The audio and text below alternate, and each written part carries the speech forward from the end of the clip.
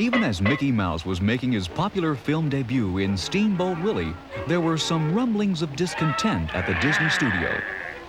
Carl Stalling, who had joined the Disney organization to compose music for cartoons, felt that the music should be of prime importance in the films. Walt Disney, on the other hand, felt that the action on the screen was more important. A compromise was reached when Walt agreed to start a second series of cartoons. In these, the action would fit the music, a reversal of the concept established in the Mickey Mouse series. Stalling suggested using the word symphony, coupled with a humorous adjective. At the next gag meeting, someone proposed silly symphonies, and a new series was born. The first silly symphony was The Skeleton Dance. It was an instant success, although one Los Angeles theater owner declared, "I can't recommend it, it's too gruesome." The silly symphonies continued for a 10-year period. Humor and rhythm played important roles. There were such titles as Frolicking Fish, Arctic Antics,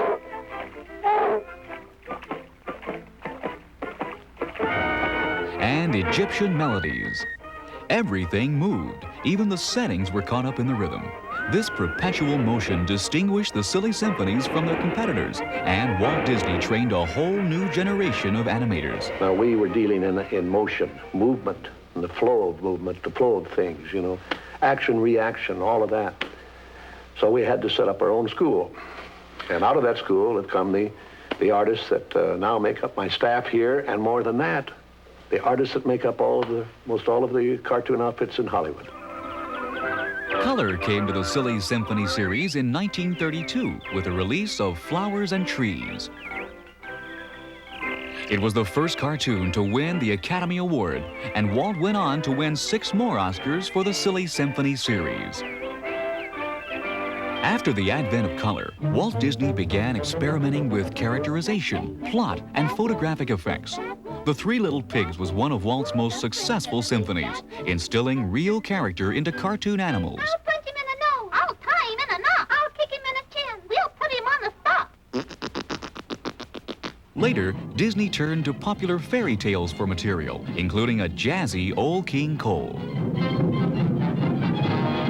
and the Pied Piper.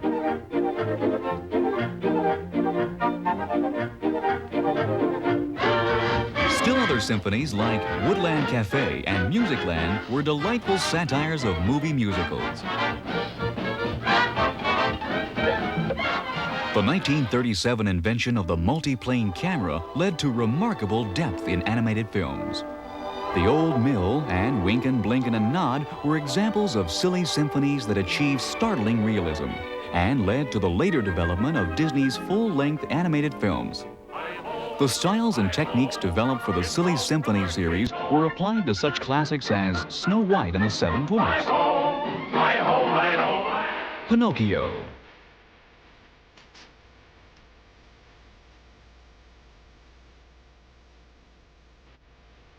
and Fantasia. As Disney moved into a regular schedule of feature-length releases, the Silly Symphony series was phased out of production. Truly memorable, the Silly Symphonies were universally popular during their 10-year lifespan and an important cornerstone in the Disney legacy. They were a proving ground for the animated features to come, and perhaps the richest products of the Disney Dream Factory during the 1930s.